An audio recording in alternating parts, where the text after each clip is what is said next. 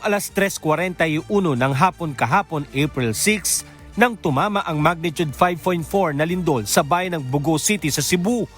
Ang malakas na pagyanig, nakuna ng video ng ilang mga residente doon na kanilang ibinahagi sa social media.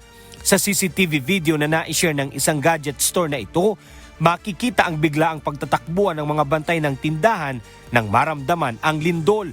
Sa lakas ng pagyanig, kita sa video na naglaglagan ang mga nakasabit na cellphone case na kanilang itinitinda.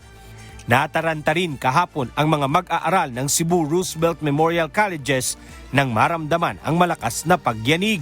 Nagkukumahog ang mga ito na makalabas ng classroom upang mag-evacuate sa ligtas na lugar. Sa isa pang video na in-upload naman ni Aaron Suson, maririnig ang malakas na kalabog na tila may mga naglaglagang gamit. Nagbagsakan rin ang mga paninda at may mga natumbang stante sa isang convenience store na ito sa Bugo City sa lakas ng lindol.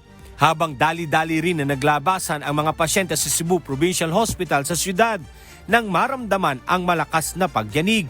Sa post na ibinahagi kagabi ng Cebu People's Action Center na nakunan bandang alas 8 kagabi, makikita na in-evacuate muna sa labas ng ospital ang mga pasyente habang nagsasagawa ng structural assessment sa gusali.